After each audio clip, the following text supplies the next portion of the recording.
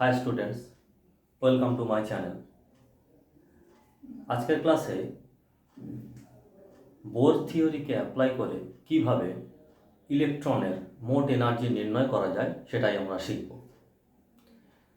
ইলেকট্রনের এই মোট যে শক্তি নির্ণয়ের জন্য ক্লাস 12 থেকে ম্যাথামেটিক্সের ছোট্ট একটা পার্ট আমরা একটু বুঝে নেব, যারা 11 স্টুডেন্ট আছো তাদের জন্য।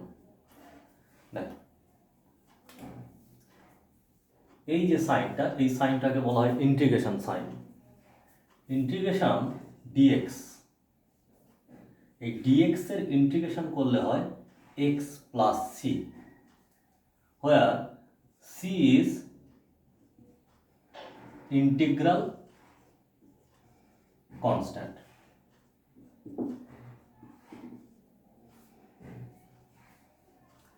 সিমিলারলি যদি আমরা x to the power n dx, x to the power n dx এর যদি ইন্টিগ্রেশন করি, তাহলে সেক্ষেত্রে তার যে ফর্মুলাটা আসবে that is equals to x to the power n plus 1 by n plus 1 plus c. যেমন দেখো, আমাকে সাপোজ বললো যে এক্স স্কোয়ার ডিএক্স, এটার ইন্টিগ্রেশন কি হবে তাহলে? That is x to the power 2 plus 1 by 2 plus 1 plus c, that is equals to x cube by 3 plus c. ঠিক একইভাবে যদি আমাদের বললো যে x to the power 5 dx, এটার ইন্টিগ্রেশন কত হবে? X to the power 5 dx এর ইন্টিগ্রেশন হবে x to the power 6 by 6 plus c, যেখানে সিটা কি? সিটা হলো সমাকলন ধ্রুবক বা ইন্টিগ্রাল কনস্ট্যান্ট। এই ধরনের ইন্টিগ্রেশনগুলোকে বলা হয় ইনডেফিনাইট ইন্টিগ্রাল। এই যে ইন্টিগ্রেশন, এই ইন্টিগ্রেশনের কিন্তু আমরা লিমিট বেঁধে দিইনি, কোনো নির্দিষ্ট সীমা বেঁধে দিইনি। এই জন্য এই ধরনের ইন্টিগ্রালগুলোকে বলা হয়, ইন্টিগ্রেশনগুলোকে বলা হয় indefinite integral. That is indefinite integral. যদি আমরা এই সীমাটা বেঁধে দিতাম, লিমিটটা বেঁধে দিতাম, তখন কিন্তু সেই ইন্টিগ্রালগুলোকে বলবো আমরা দ্যাট ইজ ডেফিনাইট ইন্টিগ্রাল। মানে তার সীমাটা যেহেতু ডিফাইন করে দিচ্ছি, ডেফিনাইট করে দিচ্ছি, সেই জন্য that is called definite integral.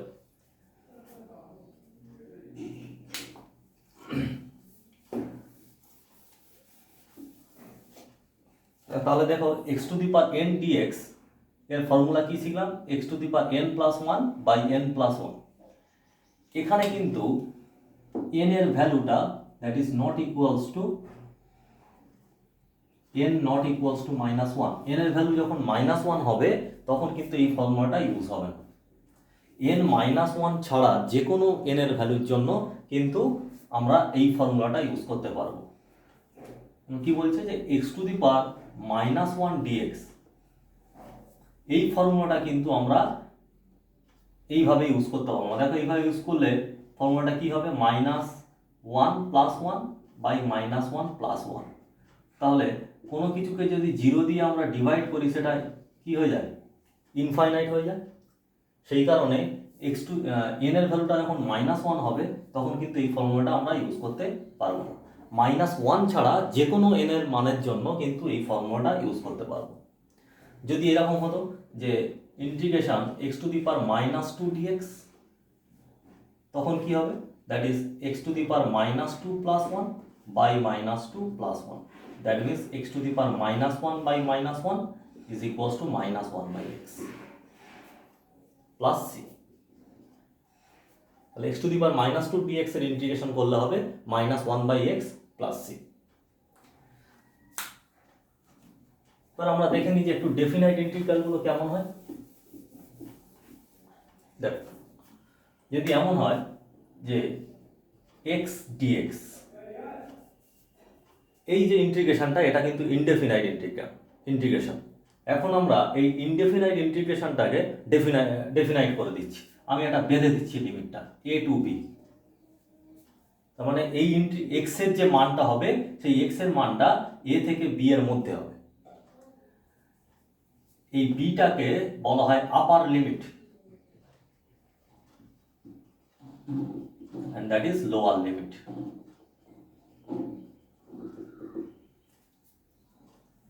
এখন দেখো আমরা যেহেতু ফর্মুলা শিখে গেছি x এর পাওয়ারটা কত 1, তাহলে এর ইন্টিগ্রেশন করলে কি হবে x to the power 1 plus 1 by 1 plus 1, that means x square by 2।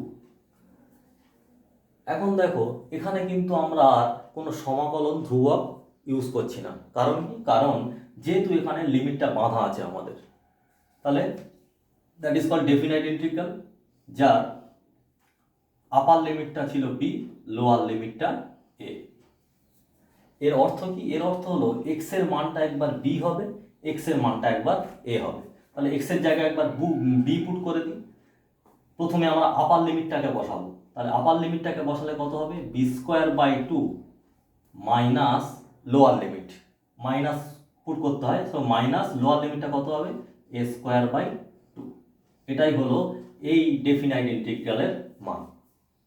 তাহলে ডেফিনাইট প্রথমে কি করতে হয়, আপার লিমিট বসাতে হয় মাইনাস লোয়ার লিমিট বসাতে হয়। যদি এমন হতো যে এক্স স্কোয়ার ডিএক্স 2 2 3, তার মানে এখানে লোয়ার লিমিটটা 2, আপার লিমিটটা 3, তাহলে এক্স স্কোয়ার ডিএক্স এর ইন্টিগ্রেশনটা প্রথমে করে নিই। এক্স স্কোয়ার ডিএক্স এর ইন্টিগ্রেশন কত হবে, এক্স কিউব বাই 3,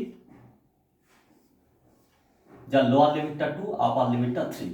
তাহলে এক্স এর মানটা একবার 3 বসাবো, তাহলে that is 3 cube by 3 minus x এর মানটা একবার 2 বসাবো, 2 কিউব বাই 3,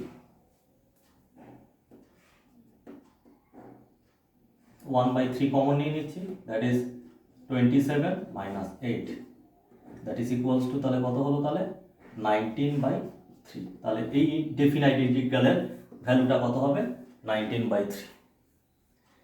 তাহলে এই ধরনের ইন্টিগ্রেশনগুলোকে বলা হয় দ্যাট ইজ ডেফিনাইট ইন্টিগ্রাল।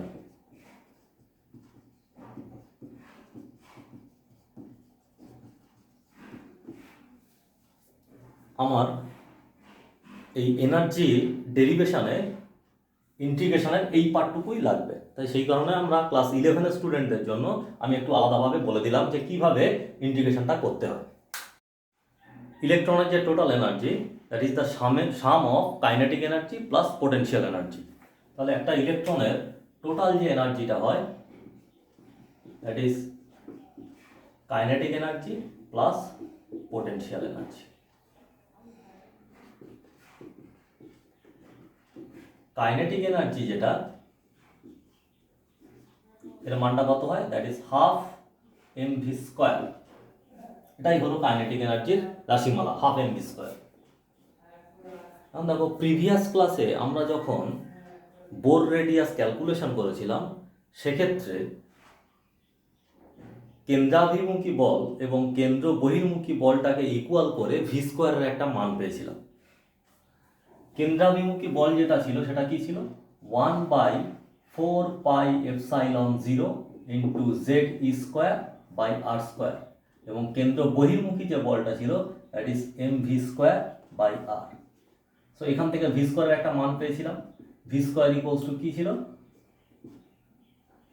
1/4πε0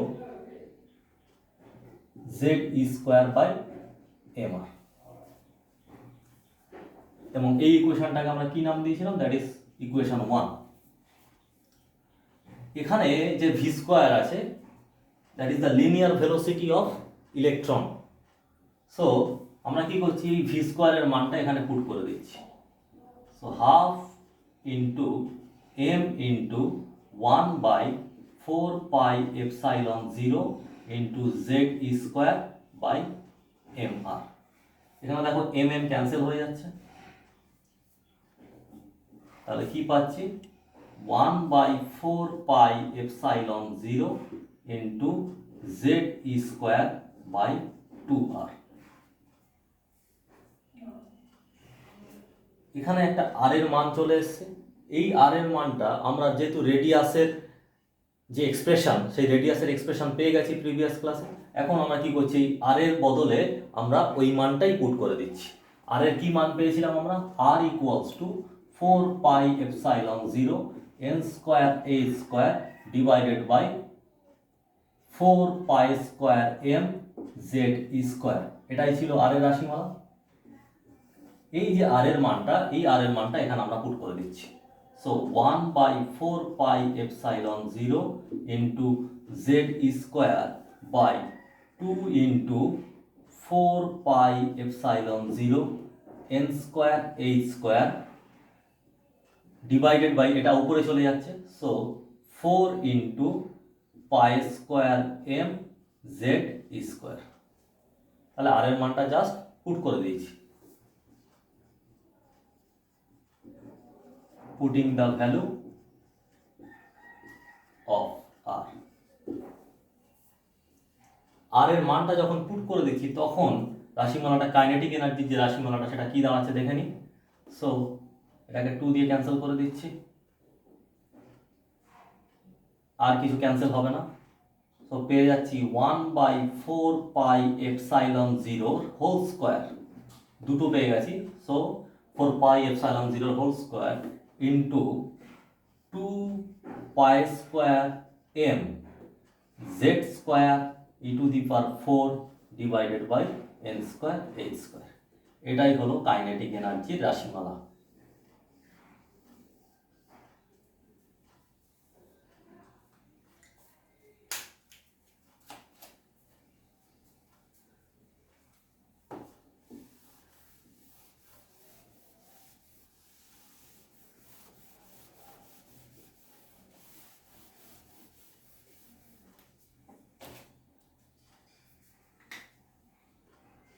এখন পোটেনশিয়াল এনার্জি রাশিমালাটা নির্ণয় করি। পোটেনশিয়াল এনার্জিটা কি, মানে স্থিতিশক্তিটা হলো, মনে করো এটা নিউক্লিয়াস, নিউক্লিয়াস থেকে এই যে রেডিয়াসটা এই সার্কুলার অরবিটের মনে করো আর, একটা ইলেকট্রন মনে করো ইনফিনিটিতে আছে, অসীম দূরত্বে আছে। সেই অসীম দূরত্ব থেকে ইলেকট্রনটাকে আমরা কোথায় আনছি, এই আর ব্যাসার্ধের বৃত্তপথে আনবো। তাহলে ইলেকট্রনটা যখন অসীমে ছিল, সেই অসীম থেকে ইলেকট্রনটাকে কোথায় আনছি, এই যে আর বৃত্তাকার যে কক্ষপথ আছে সেই বৃত্তাকার কক্ষপথের ব্যাসার্ধে নিয়ে আসবো। তাহলে এখানে আনতে গেলে কিছু কাজ করতে হবে।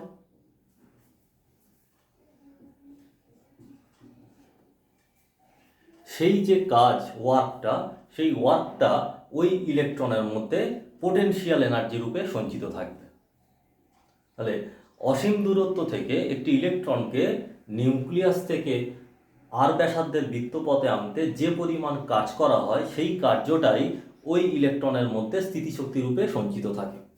সেখান থেকে আমরা ওই ইলেকট্রনের পোটেনশিয়াল এনার্জিটা নির্ণয় করতে পারি। তো potential energy equals to integration r infinity to r r, মানে ইনফিনিটি থেকে কোথায় আনছি, আর আনছি। তার মানে এই ইন্টিগ্রেশনটার লিমিটটাকে আমরা বেঁধে দিচ্ছি, দ্যাট ইজ ডেফিনাইট ইন্টিগ্রাল।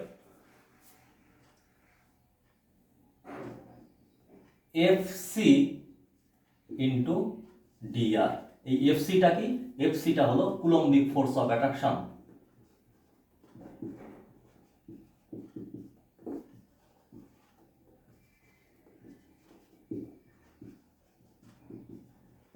মানে কি, এখানে যখন ইলেকট্রনটা আসবে, সেই ইলেকট্রন এবং এই নিউক্লিয়াসের মধ্যবর্তী যে আকর্ষণ বলটা, সেটাই হলো এফসি।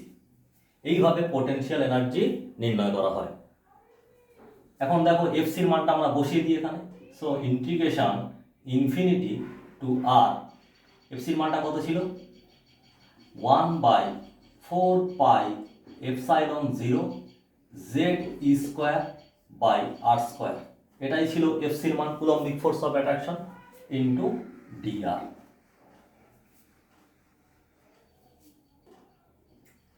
ইন্টিগ্রেশন করার আরেকটা নিয়ম আছে, যে যে সমস্ত রাশির মান কনস্ট্যান্ট সেগুলো কিন্তু কখনো ইন্টিগ্রেশন করতে পারবো না আমরা, সেগুলোকে সবসময় ইন্টিগ্রেশনের বাইরে নিয়ে চলে আসবো। যেটা ভেরিয়েবল, যেটা চেঞ্জ হচ্ছে, আমরা কেবলমাত্র সেই সমস্ত রাশিরই কিন্তু ইন্টিগ্রেশন করব। তাহলে এখানে দেখো 4πε0, that is a constant value, তার মানে এর ইন্টিগ্রেশন আমরা করতে পারবো না। জেডটা কি, জেডটা হচ্ছে অ্যাটমিক নাম্বার, একটা পার্টিকুলার অ্যাটমের ক্ষেত্রে জেড কনস্ট্যান্ট। ইটা কি, ইলেকট্রনের charge, that is also constant. তাহলে শুধুমাত্র ভেরিয়েবল কোন রাশিটা আছে, আর আরটা চেঞ্জ হতে পারে, রেডিয়াসটা ছোট ছোট বড় হতে পারে। সো আর বাদ দিয়ে বাকি সমস্ত রাশিগুলোকে আমরা ইন্টিগ্রেশনের বাইরে নিয়ে চলে আসছি। 1/4πε0 ইন্টু জেড স্কোয়ার। তাহলে ভিতরে কি রইল, কার ইন্টিগ্রেশন করবো, integration infinity to r dr/r²। এটাকে দেখো আমরা এইভাবে লিখতে পারি 1/4πε0 into z square integration infinity to r r⁻² dr। তাহলে দেখো r⁻² dr এর ইন্টিগ্রেশনটা আমরা সাইডে করে নিচ্ছি। সো ইন্টিগ্রেশন r⁻² dr, তাহলে কত হবে r⁻² + 1 by -2 + 1, that means -1/r। এই যে ইন্টিগ্রেশনটা করলাম এটা ইনডেফিনাইট ইন্টিগ্রাল, কিন্তু এখানে ডেফিনাইট ইন্টিগ্রাল বলে দিয়েছে, মানে লোয়ার লিমিটটা কত ইনফিনিটি, আপার লিমিটটা কত r. So infinity to r কি করতে হবে বলেছি, প্রথমে upper limit minus lower limit. So upper লিমিটটা আর এর বদলে আর পুট করছি একবার, সো -1/r মাইনাস অফ -1/∞। আর এর বদলে একবার আর পুট করছি, আর এর বদলে একবার ইনফিনিটি পুট করছি। দেখো 1/∞ মানে 0, তার মানে এই যে টোটাল যে ভ্যালুটা আসবে that is equals two -1/r। মানে এই যে r⁻² dr এর ইন্টিগ্রেশনটা করলে তার মানটা কত আসে, -1/r। তাহলে এখানে আমরা সেটাই ডাইরেক্ট লিখে দিচ্ছি, -1/4πε0 জেড স্কোয়ার বাই আর। এই রেডিয়াসের মানটা আমরা পুট করে দিচ্ছি, রেডিয়াসের এক্সপ্রেশন আমরা জেনে গেছি। রেডিয়াসের এক্সপ্রেশন থেকে আর এর মানটা পুট করলে কি দাঁড়াচ্ছে দেখি, 1/4πε0 into z square by 4πε0 n square h square into 4π² m z square. এটাই ছিল আর এর মান, আর এর মানটা পুট করে দিয়েছি। তাহলে আলটিমেট যে টোটাল ভ্যালুটা দাঁড়ালো সেটা কত হলো, 1/4πε0 whole square 4π² m z square by n square h square. এটাই হলো পোটেনশিয়াল এনার্জির রাশিমালা।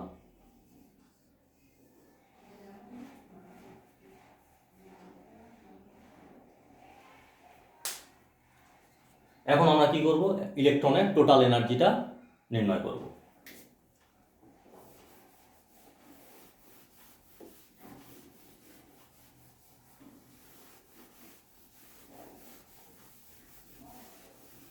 তো দেখো কাইনেটিক এনার্জির মানও পেয়ে গেছি, পোটেনশিয়াল এনার্জির মানও পেয়ে গেছি, সেই দুটো মান আমরা এখানে পুট করে দিচ্ছি।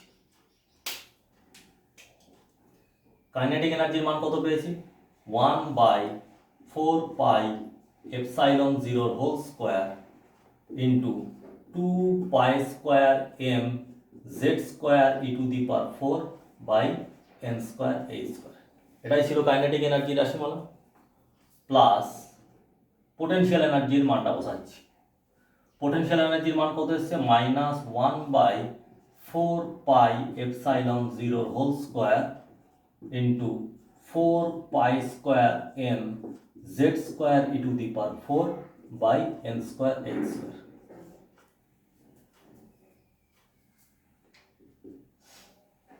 তাহলে এই দুটোতে কি কি কমন যাচ্ছে নিয়ে নিই, মাইনাস কমন নিচ্ছি, 1/4πε0 হোল স্কোয়ার কমন নিলাম, 2π² m z square e⁴ by n square h square common নিলাম, পড়ে থাকলো কি 2 - 1।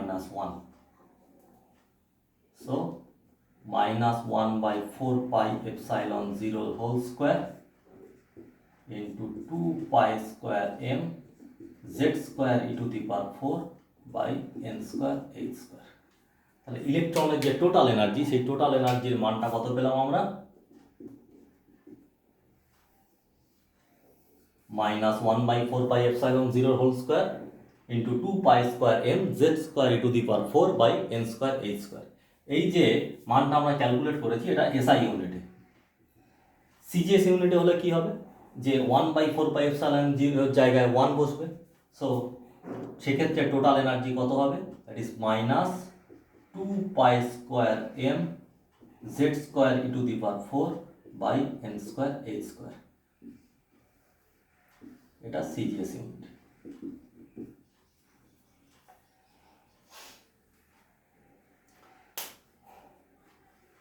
তাহলে এইটা টোটাল এনার্জি। কাইনেটিক এনার্জির মানটা কত দেখো, 1/4πε0² ইন্টু 2π² z²e⁴/n²h²। অ্যান্ড পোটেনশিয়াল এনার্জির মান এটা। এখন দেখো আমরা ইলেকট্রনের যে টোটাল এনার্জিটা ফাইন্ড করেছি, এই টোটাল এনার্জি যত হয়েছে পোটেনশিয়াল এনার্জিটা তার ডাবল হয়ে গেছে, তাই না? সেখান থেকে আমরা কি কনক্লুশনে এলাম তাহলে, যে potential energy that is equals to 2 into total energy। দেখো টোটাল এনার্জিটা পেয়েছিলাম এত, আর পোটেনশিয়াল এনার্জি এত। তাহলে দেখো এখানে জাস্ট টোটাল এনার্জি 2 এর বদলে এখানে 4 আছে, তার মানে কি পোটেনশিয়াল এনার্জি যেটা হবে সেটা টোটাল এনার্জির ডাবল হবে।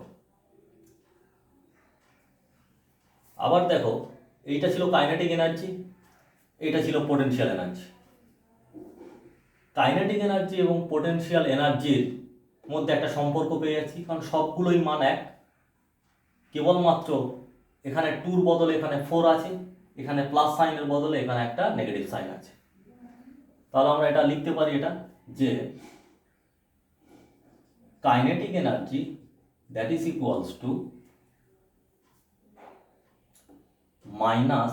-½ ইন্টু পোটেনশিয়াল এনার্জি। বা সেখান থেকে আমরা এটা বলতে পারি যে পোটেনশিয়াল এনার্জি যেটা that is -2 into kinetic energy.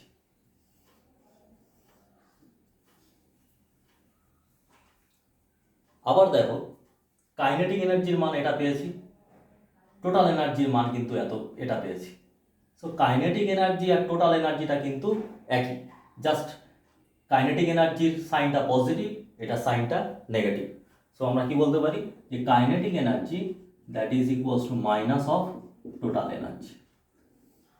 তাহলে এই ইকুয়েশন থেকে, তিনটে ইকুয়েশন থেকে আমরা তিনটে মান পেলাম, যে পোটেনশিয়াল এনার্জিটা টোটাল এনার্জির ডাবল হয়, পোটেনশিয়াল এনার্জিটা minus of 2 into kinetic energy, and kinetic energy that is minus of total energy.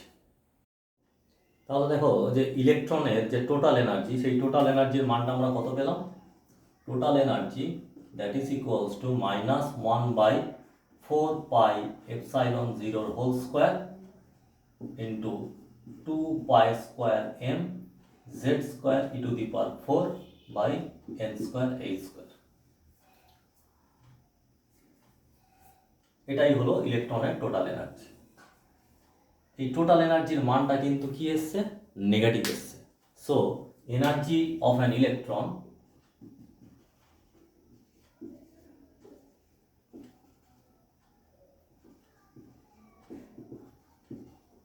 Is negative. ইলেকট্রনের এনার্জি কিন্তু কি হয়, নেগেটিভ হয়। কেন নেগেটিভ হয়, কারণ দেখো ইলেকট্রনটা যখন ইনফাইনাইট ডিস্টেন্সে ছিল, অসীম দূরত্বে ছিল ইলেকট্রনটা, তখন এখানে কাইনেটিক এনার্জি কিন্তু ডিটারমাইন করা যায় না। ইলেকট্রন যখন অসীম দূরত্বে থাকে সেক্ষেত্রে তার কাইনেটিক এনার্জি ডিটারমাইন করা যায় না, সেই কারণে কাইনেটিক এনার্জিটাকে এখানে 0 ধরা হয়। এই ইলেকট্রনটাকে আমরা কোথায় আনছি, নিউক্লিয়াস থেকে 8 ডিস্টেন্সে আনছি। ফলে কি হচ্ছে দেখো, সেটা কিন্তু স্টেবিলিটি গেইন করছে। ইলেকট্রনটা কি হচ্ছে, স্টেবিলিটি গেইন করছে। তাহলে স্টেবিলিটি যখন গেইন করবে, স্থায়িত্ব যখন পাবে, তখন কি হবে, তার এনার্জিকে কিন্তু কমাতে হবে। তার অলরেডি এনার্জি 0 ছিল, কাইনেটিক এনার্জি। আবার আমরা যখন 8 ডিস্টেন্সে আনছি, সেখান থেকে তার এনার্জিকে কিন্তু কি করতে হচ্ছে, লুজ করতে হচ্ছে, এনার্জি কমাতে হচ্ছে। তাহলে 0 থেকে কি করে কমাবে, তার মানে এনার্জিটা কি হয়ে যাচ্ছে, সেক্ষেত্রে নেগেটিভ হয়ে যাবে। সেই কারণে ইলেকট্রনের এনার্জি কিন্তু নেগেটিভ হয়। এই যে টোটাল এনার্জির যে মানটা আমরা বের করলাম, এখানে জেড এবং এন এই দুটো রাশিকে বাদ দিলে বাকি সমস্ত রাশি কিন্তু কনস্ট্যান্ট। কারণ দেখো 1/4πε0, এটার মানটা কত? 9 × 10⁻⁹ newton metre square coulomb to the power -2, that is a constant value. M হচ্ছে কি ইলেকট্রনের mass, that is 9.1 × 10⁻31 kg. E হচ্ছে ইলেকট্রনের আধান 1.602 × 10⁻19 coulomb. H Planck constant, that is 6.626 into 10⁻34 joule second. তাহলে এই সমস্ত রাশির মানগুলো কিন্তু কনস্ট্যান্ট, শুধুমাত্র জেডটা চেঞ্জ হতে পারে, মানে অ্যাটম যদি আমরা চেঞ্জ করে দিই তার মানে তার অ্যাটমিক নাম্বার চেঞ্জ হয়ে যাচ্ছে, তার মানে জেডটা চেঞ্জ হয়ে যাচ্ছে। আর কি হতে পারে? এনটা চেঞ্জ হতে পারে, যে এনটা নাম্বার অফ অরবিট, ফার্স্ট অরবিটে থাকতে পারে, সেকেন্ড অরবিটে থাকতে পারে, তাহলে এনটাও কিন্তু এক্ষেত্রে চেঞ্জ হচ্ছে।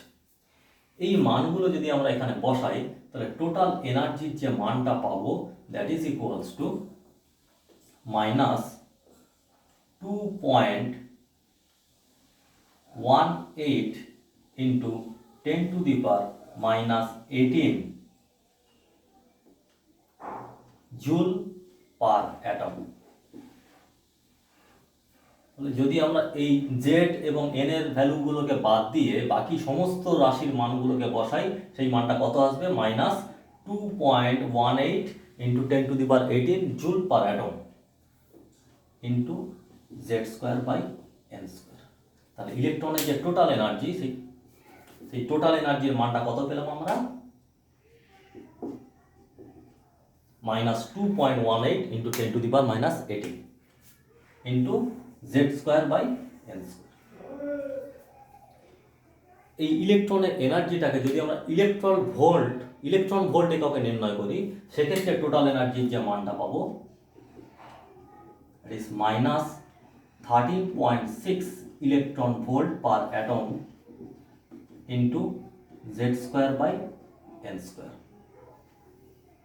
এটা হচ্ছে ইলেকট্রন ভোল্ট ইউনিটে ইলেকট্রনের এনার্জি, এটা জুল ইউনিটে ইলেকট্রনের এনার্জি, এবং ইলেকট্রনের এনার্জিটাকে যদি আমরা কিলোজুল ইউনিটে প্রকাশ করি, সেক্ষেত্রে টোটাল এনার্জি যেটা দাঁড়াবে that is -1312 kilojoule per mole inverse into Z²/n²।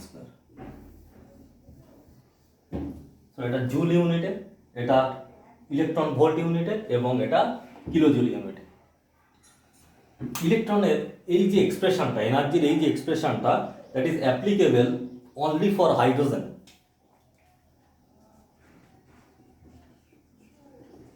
Applicable only for hydrogen and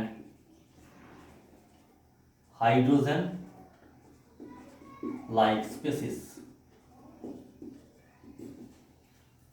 hydrogen বা হাইড্রোজেনের মতো কোনো স্পিসিসের জন্যই কিন্তু এই ফর্মুলাটা অ্যাপ্লিকেবল, যেখানে একটা ইলেকট্রন থাকবে, শুধুমাত্র সেই সমস্ত স্পিসিসের জন্য এই ফর্মুলাটা কিন্তু অ্যাপ্লিকেবল হবে। এখন হাইড্রোজেন অ্যাটমের ফার্স্ট যে অরবিট আছে, সেই অরবিটের এনার্জি যদি আমি ক্যালকুলেশন করতে চাই, তাহলে কিন্তু খুব সহজেই আমি সেই ক্যালকুলেশনটা করতে পারবো। দেখো এনার্জি এক্সপ্রেশন আমরা কি পেয়েছি? E that is equals to -13.6 into Z²/n² electron volt per atom. For hydrogen atom,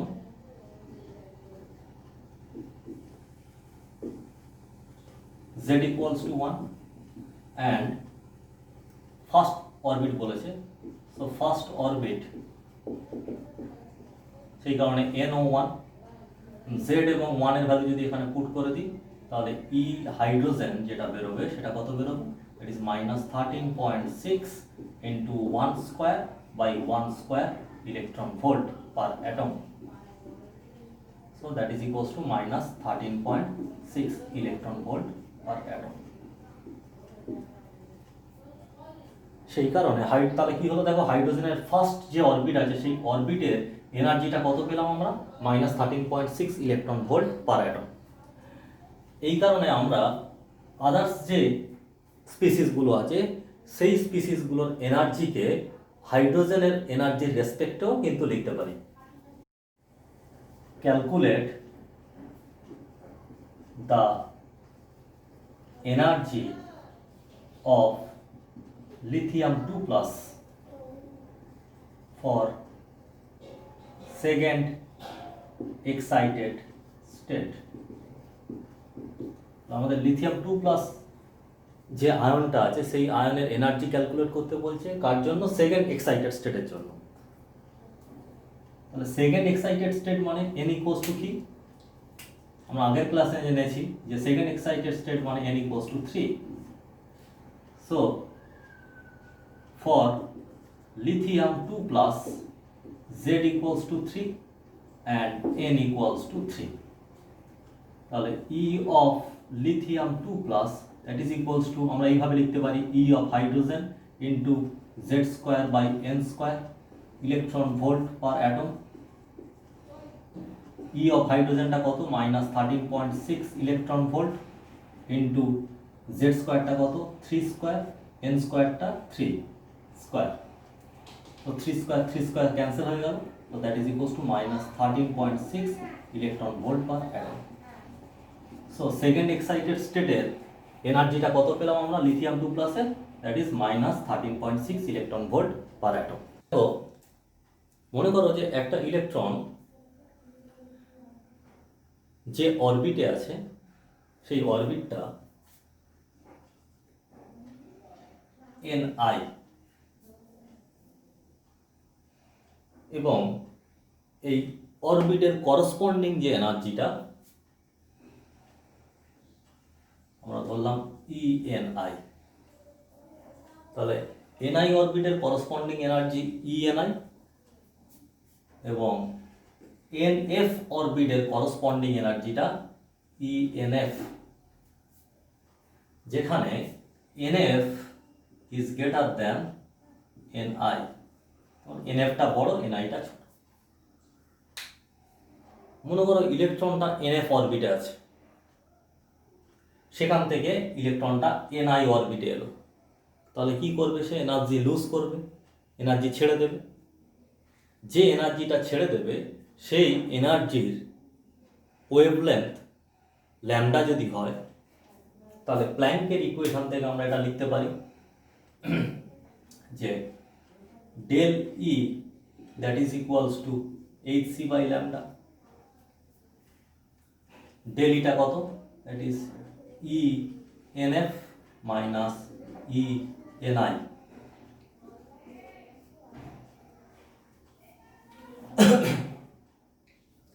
কারণ NF যে অরবিটটা আছে সেই অরবিটের এনার্জি আমরা কি করে ফাইন্ড করব?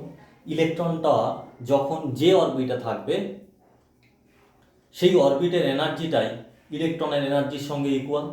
তাহলে ইলেকট্রনের এনার্জি নির্ণয় করা তো আমরা শিখে গেছি। তাহলে ইলেকট্রনটা যখন NF অরবিটে থাকবে সেই NF অরবিটের এনার্জিটা আমরা খুব সহজে বার করতে পারবো। কত হবে তাহলে?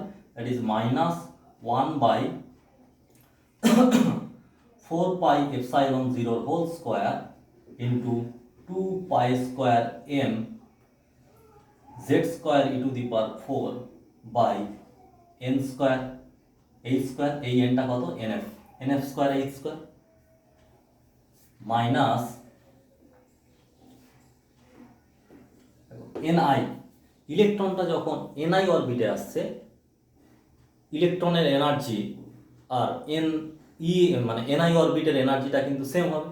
তাহলে Ni অরবিটের যে এনার্জিটা সেটা কত হবে? That is -1/4 pi epsilon 0 whole square 2 pi square m z square e to the power 4 by n square h square, এই nটা কত? Ni square h square, that is equals two কি পেয়েছি আমরা? hc by lambda। এখান থেকে যেগুলো common যাচ্ছে নিয়ে নিচ্ছি,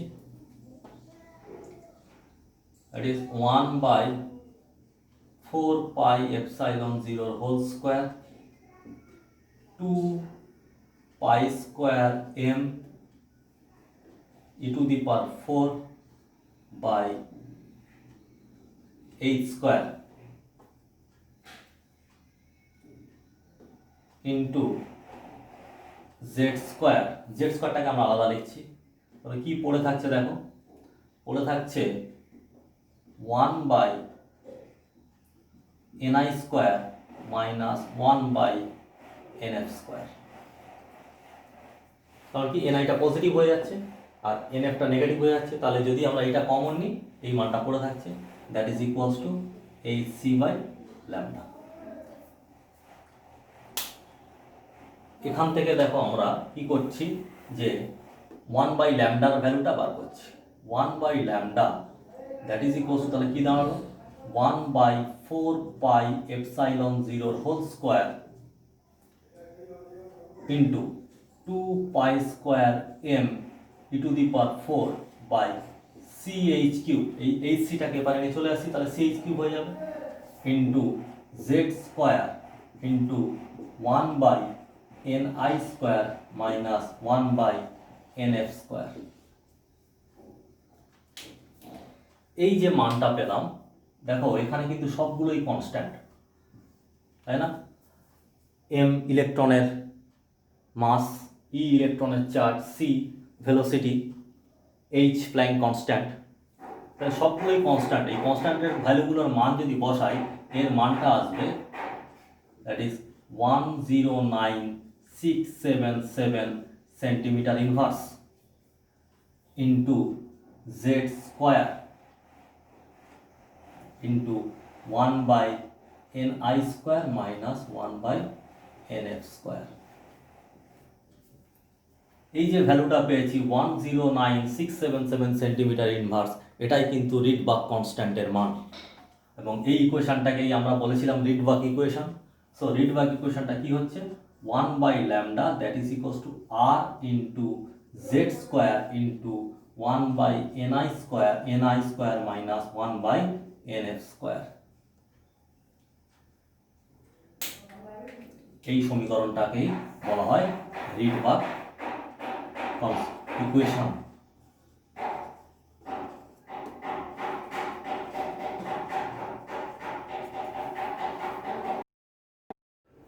এনার্জির সঙ্গে রিলেটেড কিছু ইম্পর্টেন্ট ডেফিনেশন আমরা একটু দেখে নিই। So number 1 that is ionization energy.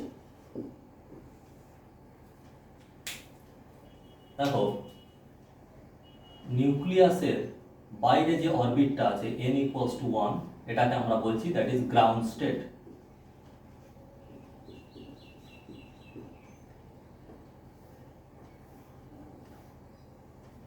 এই গ্রাউন্ড স্টেটের পরবর্তী যে অরবিট এগুলোকে বলা হয় এক্সাইটেড স্টেট। এটা হচ্ছে ফার্স্ট এক্সাইটেড স্টেট, এটা সেকেন্ড এক্সাইটেড স্টেট, এটা third excited state,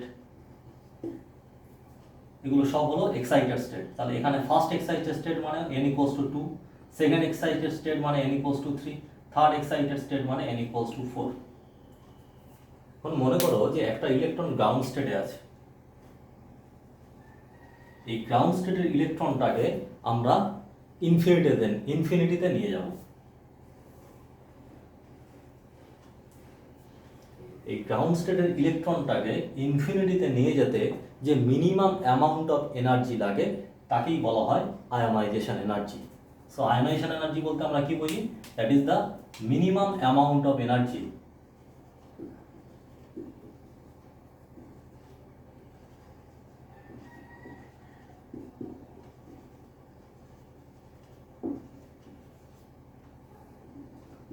to liberated an electron from ground state.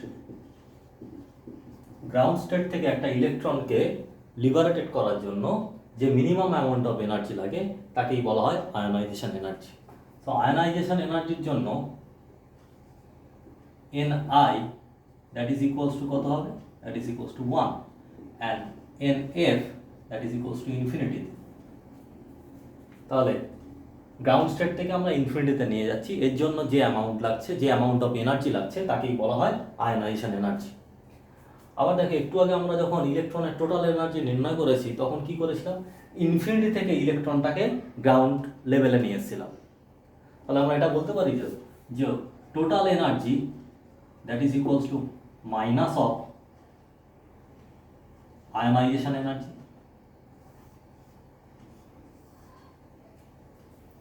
একটা ইলেকট্রনের টোটাল এনার্জি যা হবে তার নেগেটিভ ভ্যালুই হবে তার আয়নাইজেশন এনার্জি।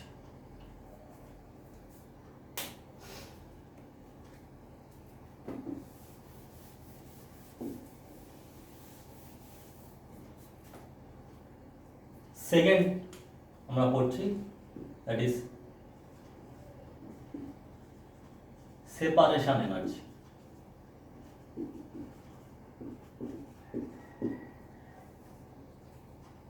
সেপারেশন এনার্জি বলতে কি বুঝি, ধরো ইলেকট্রনটা কোনো এক এক্সাইটেড স্টেটে আছে, সে ফার্স্ট এক্সাইটেড স্টেটে থাকতে পারে, সেকেন্ড এক্সাইটেড স্টেটে থাকতে পারে, কিংবা থার্ড এক্সাইটেড স্টেটে থাকতে পারে। এই এক্সাইটেড স্টেট থেকে যখন আমরা ইলেকট্রনটাকে ইনফিনিটিতে নিয়ে যাব তখন যে মিনিমাম অ্যামাউন্ট অফ এনার্জি প্রয়োজন হবে তাকেই বলা হয় separation energy. So separation energy কাকে বলবো, যে minimum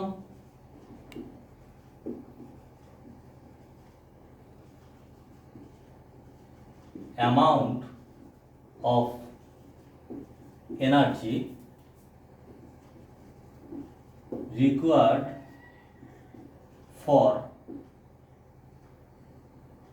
the removal of an electron from its excited state। Excited স্টেটে যখন ইলেকট্রনটা থাকবে সেখান থেকে ইলেকট্রনটাকে রিমুভ করতে যে এনার্জি প্রয়োজন সেটাকেই বলা হয় সেপারেশন এনার্জি। আর গ্রাউন্ড স্টেটে ইলেকট্রন যখন থাকবে সেই গ্রাউন্ড স্টেট থেকে ইলেকট্রনটাকে রিমুভ করার জন্য যে মিনিমাম অ্যামাউন্ট অফ এনার্জি লাগে তাকে বলা হয় ionisation energy. So here Ni that is equals two 2 হতে পারে, 3 হতে পারে, 4 হতে পারে, কারণ এগুলোই সব এক্সাইটেড স্টেট। এটা ফার্স্ট এক্সাইটেড স্টেট, এটা সেকেন্ড এক্সাইটেড স্টেট, এটা থার্ড এক্সাইটেড স্টেট। এখান থেকে ইলেকট্রনটা কোথায় নিয়ে যাচ্ছি, ইলেকট্রনটা নিয়ে যাচ্ছি ইনফিনিটিতে। তখন যে অ্যামাউন্ট অফ এনার্জি লাগছে তাকেই বলা হয় সেপারেশন এনার্জি। থার্ড যেটা পড়ছি that is excitation energy. Excitation এনার্জিটা কি, ধরো ইলেকট্রনটা গ্রাউন্ড স্টেটে আছে, এই গ্রাউন্ড স্টেট থেকে ইলেকট্রনটাকে আমরা এক্সাইটেড স্টেটে নিয়ে যাব। সো NF যেটা সেটা 2 হতে পারে, 3 হতে পারে, 4 হতে পারে, 5 হতে পারে। তাহলে গ্রাউন্ড স্টেট থেকে ফার্স্ট এক্সাইটেড স্টেটে নিয়ে যেতে পারি, গ্রাউন্ড স্টেট থেকে সেকেন্ড এক্সাইটেড স্টেটে, গ্রাউন্ড স্টেট থেকে থার্ড এক্সাইটেড স্টেটে। এই নিয়ে যেতে যে মিনিমাম অ্যামাউন্ট অফ এনার্জি লাগে তাকেই বলা হয় এক্সাইটেশন এনার্জি। So minimum